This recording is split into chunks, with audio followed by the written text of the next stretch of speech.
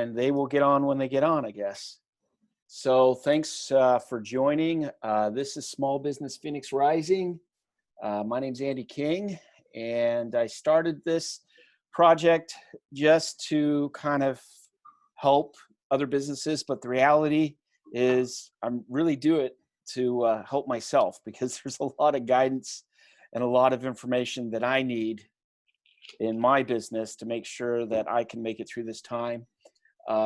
So our crusade is to provide small business owners with the tools, insights, and mentoring needed to get through this tough time and back to being successful and profitable. That's what we're all shooting for. And we do this with tools, insights, and mentoring. And today in our meeting, we've got two great special guests, John Stacy and Adam Cook. And after they speak, we're going to have some questions, and then we'll discuss our next meeting. So let me do this. Let me mention John Stacy has a coaching business with AdvoCoach. I've known him a while. Most of you that are on here on the call with us have known him, and just has really good insight, really good information. And so with that being said, John, the floor is all yours. All right. Well, thank you, Andy. I appreciate it. So what we're going to be talking today is about MASH, which is most of you, well, some of you are old enough, but not all of you are old enough to remember MASH. But it was a movie and a TV series. It started in 1972, a long time ago. Comedy piece. But MASH stands for Mobile Army Surgical Hospital.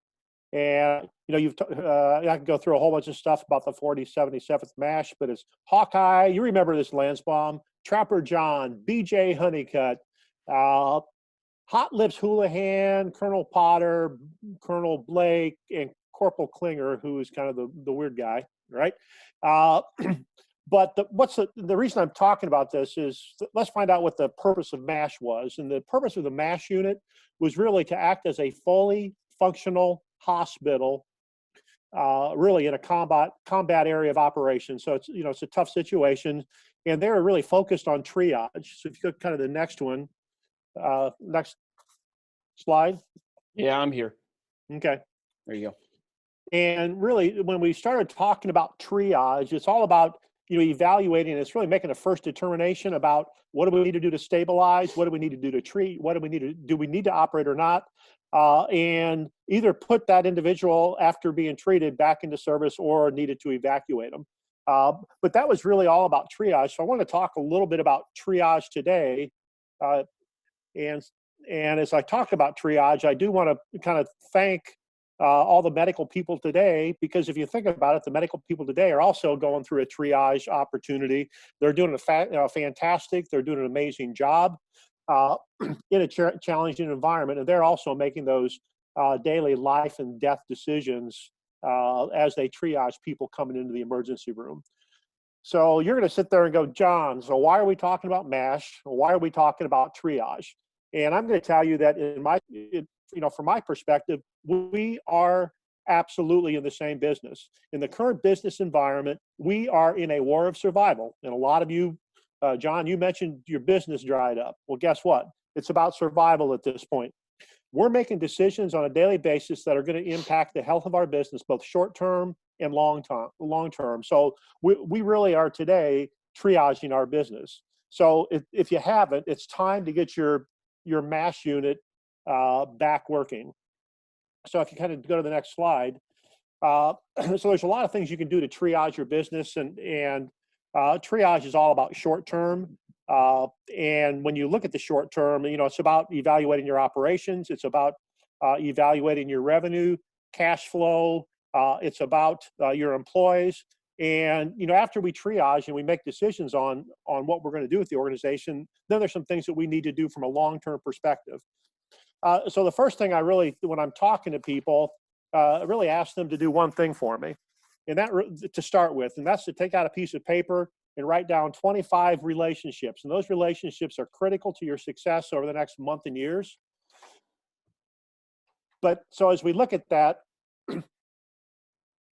the first thing we want to do when we're triaging our business is we want to ask ourselves some questions. And again, the short term, it's about triage. Uh, it's about tactical evaluation of the business. So what kind of questions would you ask of yourself? Okay, so first of it is evaluate where you are and what your needs happen to be. So we can talk about some specifics related to customers. Okay, where are we with customers? What are our core capabilities? And some of these things is we've got to think about something outside the box to, if no one's buying what I currently have, is there something that I could be using or could be selling? So you have to evaluate what segments are thriving or surviving. And I'm going to say what segments are surviving in the business today, and can you do anything or can you help support based upon your current business? I've got a friend that works with a company that is a brewery. Well, they're making antiseptic soaps and that kind of thing now to be able to sell. So they've expanded their business just because of what's available in the marketplace today. That's one of those things. I think there's some other things that are financial health. And the people I've talked to, it's primarily the financial health, not having the cash, or how long is my cash going to last? What actions do I need to take? Adam's going to be talking about the SBA, and a big kudos to Adam in a number of different ways, because he's taken the time to really get educated and to be able to communicate to the helping the community understand what's available from an SBA perspective to help people as they're making decisions on their business to be successful. So that's financial health. Vendors are kind of a financial health. Is there anything you can do to help your vendors? There is a question, if you're having a cash issue, can you delay payment? But understand that if you delay payment, they're also in the same boat. So that's a little bit of a challenge. So again, what can you do to help your community? And again, kudos to Adam. So those that are the business triage is evaluating and making a decision on what you can do with your business. That's the triage part of it. If you go to the next slide, it's really, once I've made a decision about what I'm going to do, then I've got to start looking at my long-term strategy. And my long-term strategy, it's really working on the business, not in the business, but it's, what can I do to be a champion? And so, what's that strategy? What's it going to look like when I reopen my business? Really need to look at doing a SWOT analysis today to say, okay, what are my strengths, weaknesses, opportunities, threats, and trends? What can I do today to plan for what that future looks like? I think there's some other things from a marketing differentiation perspective, and you may have to look at yourself and say, I've operated this way today, but the question is, if in the future state, whatever that future state is, can I really continue to operate in that particular method? That may include things like updating my marketing plan, looking at my sales model. Do I need to really look at doing something different from a sales perspective? Remember, as the world has changed, we need to look at ourselves and say, do I need to update my products and services? So a lot of this has to do with that future, determining what that future state is going to be, and then putting a plan in place to execute. And again, what can I do for my customers today? And it may not be something, anything you can do to help people will help you in the future, not today, but it's going to help build a long-term relationship. So it really comes down to, in my perspective, going to kind of the last slide, we're in a war for survival in the short term. Those that take action today are going to survive and then focus on the future. And then the question is, do you want to win? How you handle yourself today will impact the long-term success of your business. And there you go. Any Great. thoughts or questions? All right. All right. Well, thank you, John. Good things for us to consider, good things for us to take action on. Our next speaker is going to be Adam Cook. I know Adam from Cook Insurance. He also happens to be in my B&I group. One thing that's been really good, and we were kind of talking about it this morning, Adam does commercial insurance, and a lot of his customers, as they've been interacting with him, and Adam, if I'm stealing your thunder, I apologize, but I thought it was such a good key point. They did not have any realization of what's available right now with the government. And so Adam's going to cover that. He's going to talk about a lot of the different loan programs, grants, and things in regards to that, because really knowledge is power, and the more information we have, the more we know what we can do, more options we have, the better it is for us to stay in business. So take it away, Adam. All right. Thank you so much. Hey, guys, thank you all for showing up today. This is going to be relatively painless, I hope. And I want to touch on what John said there. We're going to, we have a lot of businesses that are struggling, a lot of businesses that, excuse me, need some triage. And sometimes you just need a little bit of extra cash in order to make it to the next, just make to the next month. We got rents, we got payroll, man, we got product expense. There's a lot of things that are coming in that a lot of people just aren't able to pay for. So as Andy said, my background is commercial insurance. We've been around for 16 years. 99.999% of my business are business owners. So what I'm presenting here is something to help a business owner. So I look at it from that point of view. And, maybe it is a little self-serving that I'm doing it, because my clients, if they're not successful, well, neither am I. So I have a vested interest in my clients, but more than that, I have vested interest in our community. And so that's why I try to make the community first initiative, that we want to focus on what's going on here in our community. We want to make sure our business owners get to stay business owners. There's a story coming out right now. There's a coffee shop right up the road from me. Some of you guys may know it if you're in the area. It's Momentum Coffee. They've shut their doors. They were doing a really good business, but they are closed. And all along, legitimately, and this is not lip service, I legitimately get upset when I see a business owner that's put their blood, sweat, and their tears into their dream of owning this business, and to see it fail, because it's not just their livelihood, it's their employees that are now out on the street. It's one less business, one less company collecting rent. There's so many things that go into a business failing. Well, right now we're going to see a lot of businesses that are going to struggle, and I think we already know this. I talk to no less than 3 or 4 of my clients a day, sometimes more, that are just, they're really beside themselves. They don't know what to do. They don't know where to go. They're having those discussions whether or not we shut down or not. I've had a couple of businesses that have just completely closed the door. They're already running so thin that this just took them out. And I hate to hear that, but I mean, that's kind of the nature of the beast. And look, we're going to see that. We're going to see smaller businesses that just aren't not going to be able to make it. And as sad as it is, it's the reality of the thing. But we want to make sure that we position ourselves as business owners, and I'm talking specifically as a business owner. We want to position ourselves in a way that we can come through this, and we can be successful, and we can be ready to move when the market opens back up for us. So I'm going to kind of jump right into it. And so that's why I want to talk about business continuity. And one of the best ways that we can make sure that we are keeping business is we got to be capitalized correctly. And sometimes we don't have all the money in the bank we need to keep going. So I've got some very, very, very, very great staff here. My employees are fantastic. They take care of the daily business. That means I've been able to focus on reading what's coming down the pipeline, reading about the CARES Act, reading about the Family First Act, making sure I understand what governmental resources are coming back to us. One of the main things that they say, and I've heard it a lot, is that we're in this position through no fault of our own. This isn't necessarily like I guess an airline that had been running so thin, things get a little bit wonky, and they're looking for the government to bail them out because they have no other option. They're shut down. The government said you can't do business anymore. So whether or not you think it's the right thing to do for the government to pay over $2.2 trillion plus in order to have the economy not completely tank, that's up for debate. All we're going to talk about is what's actually been made available. Whether you like it or not, it is what it is. And there may be some other things coming down the pipeline. So we're going to go get right into it right now. So we're going to talk about the CARES Act just a little bit.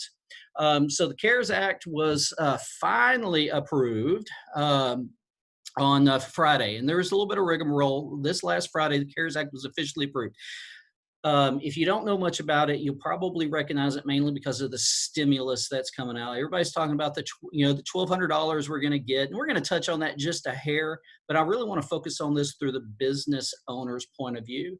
So one of the biggest things that's come through the CARES Act specifically. Now there's some other things, but through the CARES Act specifically is going to be the Paycheck Protection Program. That's the PPP. Now you may have heard it as the forgivable loan. You've heard out of probably called a number of different ways. And if you don't know anything about it, you probably haven't been watching the news. If you know a lot about it, then you've actually been reading the news. So good for you. Long story short, this is a loan that's designed specifically to keep employees employed. So if you're a business owner, you've got employees floating out there and maybe you're sweating on how to pay them for the next couple of months. Well, this is something that's going to be right up your alley. Now, what I'm going to tell you is not going to be 100% of everything. It's just kind of be a few of the facts. If you really want to delve into more details, give me a call, throw me an email, we'll talk, and we'll get a little further into it. But the long and short of it is this program is designed to cover employee payroll and some of your additional expenses. So the max you can collect on this particular loan is 2.5 times that of your average monthly payroll number, not other expenses, your payroll only. With the exception of like your health insurance. So payroll related expenses with the exception of income tax. Your monthly over the last 12 months. Now they've finally defined what 12 months means. It means 2019. So all of 2019, you take your payroll, you add it all together, divide it by 12, you multiply by 2.5. That is the max loan that you can collect off the base. Now, what I mean by that is you can also roll in additional loan exposures. Maybe you took out the SBA emergency loan. You do have the ability to roll that into it, but we can talk about that later. For some people, that's going to be beneficial to roll it. Most people, we're not. It's not going to be beneficial at all. So as far as the payroll goes, again, it's 2.5 times out of your monthly payroll, but you have 8 weeks. Listen to it, 8 weeks to use that money for expenses like your payroll. You can also use it for rent. You can use it for utilities, interest on mortgage payments, those type of things. They're very, very specifically defined. You have 8 weeks to use all of that money or else, if you use it in that 8 weeks, then it's fully refundable, not refundable, fully forgivable. There's the word I'm looking for. That means you do not have to pay it back. You don't have to pay the government a dime of that loan that they've given you.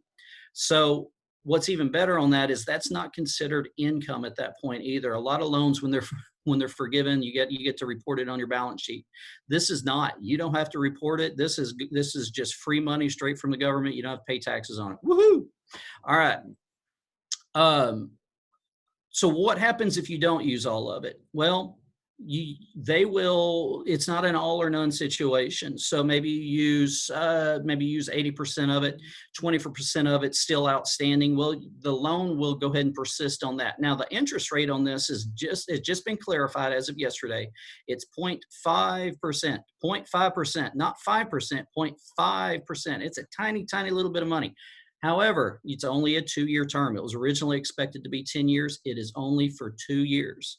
So you want to make sure that you look at this. You're not looking at this for long-term debt or anything like that. And that was the reason why they reduced the interest rate, is they're hoping you're just going to go ahead and pay it off, so it doesn't really matter. You're going to go ahead and get it waived, and it doesn't matter. But they also don't want it to be a long-term debt situation. So 2 years, that's all you get. All right. How you file for this, or how you apply for this loan, is you go directly to your local SBA lender. My local bank was very honest with me. They said they were trying to get in on it, but unfortunately, they're not an SBA lender. They said it's going to take us about 2 weeks to get approval, so you need to find one. And so I know plenty of them. I was just going to give my local bank a shot at it because I really like those folks. But pretty much any of your large box banks will do it, but you also have some smaller ones if you want to try to keep it local too. And if you have questions on that, we will get together. You can always email me. We can talk a little bit further about it. But really, those are kind of the highlights. And we'll come back around here for questions here in a little bit. So Andy, next one. So we're going to talk about the stimulus. Stimulus is what everybody thinks of when they think of the CARES Act, at least the general populace. So I'm just going to hit that real quick. Every adult who is a taxpayer gets $1,200, assuming you don't make more than it's either. So if you make up $75,000 per individual, then you'll get the full $1,200. It'll roll off until you hit 98,000 rather. 99,000. I'll get it right. My apologies. And then if you're filing jointly, it's just double that. So it's 150 or 150 and 298. My math is hard today. My apologies. So children get $500, or you get $500 for each child that you have. Now, what defines a child? It's 16 and under. So if you got somebody in your household like I do that's age 17, you don't get jack squat for them. If you have an adult in your house, maybe they're special needs at 25 years old, you don't get anything for them. It's for children that are defined as 16 and under. It's going to be based off your 2019 tax. If you filed your tax forms. If you did not file 2019, then it goes on your 2018. If you haven't filed either one of them, but you're on Social Security, you're collecting Social Security benefits, well, it's going to be based off of that number too. So if you have parents like I do that haven't filed in 10 years, but they're collecting Social Security, they're good. They're still going to get their money. There's some caveats in there. If you owe back child support, things like that, you're not going to get it either. So, all right. Tax, no, we're going to go ahead and move on. Payroll tax deferment. So if you elect for payroll tax deferment, you are not necessarily qualified now to accept certain other loans. However, that is an option for certain businesses. That may be something that's very beneficial. Know this though, it's a deferment. It doesn't mean you get out of it. It's not waived. So between you and me and everybody else, I don't know that that's one bill that if I can help it, I want to get behind in, because I really don't want to have to owe the government more than I have to. All right, simple as that. Retirement account. So is account spelled correctly? It looks weird. With your retirement account, yeah, I see how you're doing it. It's fine. With your retirement account, you do have the ability to pull money out of your account without having to pay the 10% early withdrawal period. Again, unless you had other options, I don't recommend it, but it is something made available to you. Now, you might have to still pay your taxes on it. So if it's something other than a Roth, you might have to still pay taxes, but you can pull that money out without having to pay that 10% penalty. You also have the ability to put that money back in with a certain amount of time without any other issues as well. All right, next.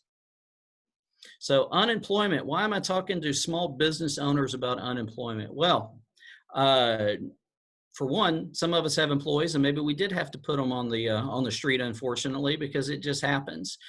This is something that will help those employees still be able to pay their bills. That way, we don't feel as bad about having to let somebody go.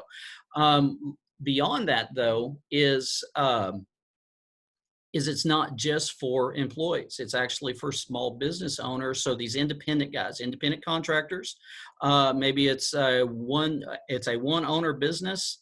Maybe it's a gig worker out there that's just working on the internet, and they're no longer making any money. Temporarily now it's been broadened to cover those guys as well. So if you have a small business and you've been shut down, you can collect unemployment. There you go. So could be beneficial. Let's see here. Oh, and so outside of the CARES Act is the EIDL, which is the Economic Injury Disaster Loan. Now that is that SBA loan that you may have heard of quite a bit. So again, the EIDL, it is it's straight through the SBA. You go right online and you apply there. Now look, This is a true traditional loan in that you're not going to get it waived. It's you're going to have a 10-year pay period. Interest rates about 3.75%. It's really a pretty favorable loan, but you do have to be approved for it. So unlike the payment, or excuse me, the Paycheck protection, it's pretty much a guaranteed. If you own a business and you've got employees, and even if you don't, there's some ways to collect on that loan, even if you don't have employees, and still have it waived.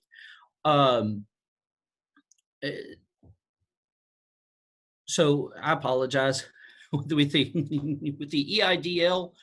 It is not forgivable. The PPP is forgivable. The EIDL is applied for directly through the SBA. It is a very quick process. Now, some of you may have filed for this loan maybe a couple weeks ago, maybe a week and a half ago. And if you did that, like myself, you're probably going to need to go do it again. So I'm going to pull a little bit of veil back here. I went and talked to some folks over at the SBA, spent quite a few hours on hold to talk to the right people, and they admitted to a rather interesting issue. I don't know, he should have admitted to it, or maybe they're just letting people know. They had a little bit of computer hiccup and they lost a lot of files. So if you filed back then and you haven't done so again, do it again. Now, also they used an old style form that asked for, because you remember if you did it back then, you had to upload tax returns and balance sheets, financial statements. It took a pretty decent amount of time to do it. They've revamped it to ask the actual questions that they need to know. And it takes about 5 minutes if you do it at 9:30 at night, when nobody else is doing it. It only takes a few minutes to get through it. Highly recommend that, because you can use that for other expenses other than payroll and revenue. If you have production costs that have gone up and you need to cover additional costs, if you have loans that you need to cover that you can't cover through the other loan, the PPP, this is going to cover those gaps. Interest rate is great. Terms are great. Now, the biggest thing on this one right now is that you can get a $10,000 advance on your EIDL loan, or your EIDL, because the L means loan. You can get a $10,000 advance on that, and it's supposedly going to happen in about 3 to 4 days after you apply for that loan. I don't know anybody who's gotten it yet, but they've also just released this to be able to get a hold of. So hopefully that money's going to be flowing here pretty darn quickly. That advance, that $10,000 advance, becomes a grant. So whether you're approved for that loan or not, you still get that $10K and you do not have to pay it back. The biggest question on that, though, is that taxable income or not? I haven't gotten any clarity on that one yet, but that's one I am watching. Another thing to keep in mind is your $10,000 advance from the EIDL counts towards the max that you can get through the Paycheck Protection Program. So if you're qualified for $120,000 on the Paycheck Protection, and you take out this $10,000 here, you're only going to be able to get a check on the Paycheck Protection Program of $110,000. So pretty easy math, pretty simple there. What else do I have on there, Andy? Just your contact information, Hey. but Tony had a question about the PPP. Yes. Does it include subcontractors if you have both employees and subs? Maybe. That's a very legal, it's a very legal terminology, right? So the word maybe, a lot of attorneys like that one. It depends on the definition of your subcontractor. If it's a 1099, somebody who does sales for you, maybe it's your flooring guy. It's John the flooring guy, not the flooring nerd, but the flooring guy. And all John does is put in floors for you. Possibly you can get that. You can actually count that as payroll. If it's John the flooring nerd and it's a company, and you're probably not going to be able to claim that. However, that is a question for your CPA. That's a question for the loan broker when you get there, because some of this for the PPP, it's still up in the air. They've changed the forms, so they've released the application for this Monday, and it's changed 4 times since then. So to be honest with you, what I'm telling you now, maybe a little bit off by the time they get this thing released, supposedly by tomorrow. Okay, great. We have some questions about aggregates. Well, the first question is what is the max loan on the EIDL? And then also, if you get 5K from the PPP, is that going to limit you on the EIDL? And, you know, how's that all going to work? So, you can absolutely take out both loans. So what was the first one? Yeah, max loan amount on the EIDL. Loan. Okay, so the max loan on that is based off your capacity, but it's more based off of just a straight limit. $2 million is as much as you're going to get on the EIDL. There's not a specific calculation that's been rolled out like you get with the PPP, where it's 2.5 times a payroll. I think you got to plead your case. If you want $250,000 and your revenue's only $150,000, maybe a little bit difficult to plead that case. If you're looking for $25,000 and your revenue's $150,000, I bet you can get that a whole lot easier. It's not based off of a specific metric. Okay. So if you get 5K on one loan on the PPP, is that going to take away from what you would get on the EIDL? No. So here's if you get the grant, then yes, it will. So if you get that $10,000 grant, it absolutely will. Because remember, you would have to qualify for $15,000 on the PPP because you collected the 10K on the grant through the SBA loan. So if you get 10,000 there, and you apply for 15 here, you could get 5 here and 10 on the grant.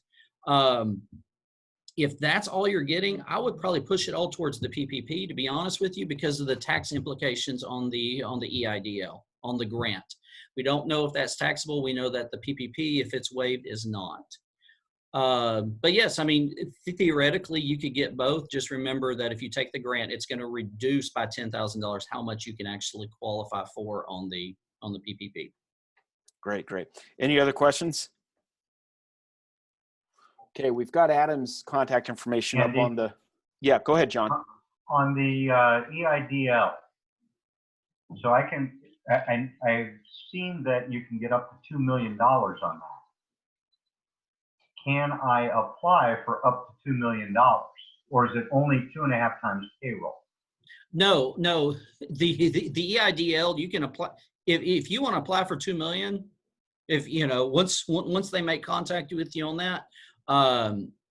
Apply for it. Doesn't mean they're going to approve you for it, but there's not like I said, there's not a specific metric like the PPP, okay, where it is 2.5 times the payroll. The other one is not. Now here's the deal: you can take out both loans, but here's a little trick that I've been told by a number of CPAs and attorneys, not just one, but a number of them.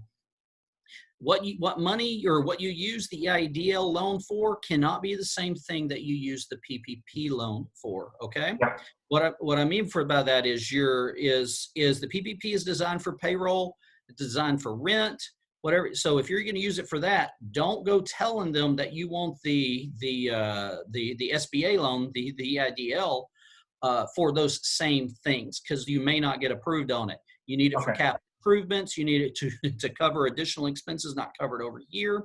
So again, do not commit fraud just to get money, but make sure that we're positioning ourselves in our business in a way that we can survive this thing. So does that mean don't use Sunil's contact information on my application? That'd be best. Okay, no problem. And unless you're you can apply for them and and charge them some kind of commission. Well, I found everything about him on the dark web. So. All right. Any other questions? Okay, great. We appreciate everybody joining us. One other question, Andy. On a normal SBA loan, Adam, there's usually a bunch of fees. And they typically add to somewhere between $30,000 and $35,000. Am I correct in my understanding that there are no fees on this EIDL? That's correct. Okay. That's correct. The government's waived it. Oh, and I lost my train of thought earlier. What I was going to say about it with the EIDL, you have to qualify for it. So not everybody does. Now everybody qualifies for 10K grant, but not everybody qualifies for the loan. For the PPP, it's 100% backed by the government. You do not have to have, you don't have to collateralize. It's basically based off of your own word. Now, if you commit fraud, this is what I was talking about earlier, commit fraud. I'm pointing at Lori, not really. If you commit fraud with this, the penalty on this is 1.5 times what the loan amount was you took out. So it could be quite costly. Or jail. Or jail. Well, and jail. Or jail. Yeah. So Jail. don't do that. Okay, let's wrap this up. Small Business Phoenix Rising. We appreciate all of you that have been here today. Our next meeting is going to be April 7th. That is Tuesday. Same time, same channel. And we're going to go over a couple of different case studies that we're going to have on that meeting. Specifically, we're going to give you some examples of what some other businesses are doing to get through this. And that's going to be great information, because when you consider the fact that we're all kind of in the same situation, there are strategies that other companies are using, and they're literally thriving through this time. Helps to be the right industry, of course, but there are some things that we can do. At a minimum, we should be able to set ourselves up for a really good fourth quarter, definitely good first quarter in 2021. So with all that being said, thanks for attending.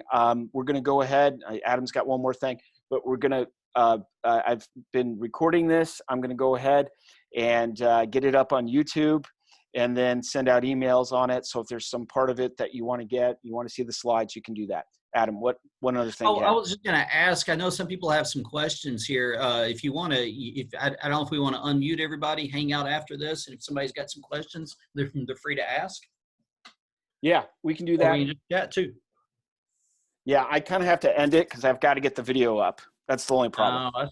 I see how. All right. So, well, hey, y'all email me and we'll talk offline. All right. Thank you, guys. What's your email address? KOCH@KOCHIG.com.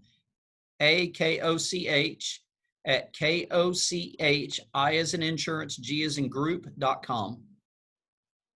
All right. Thanks, everybody. Guys, thank y'all.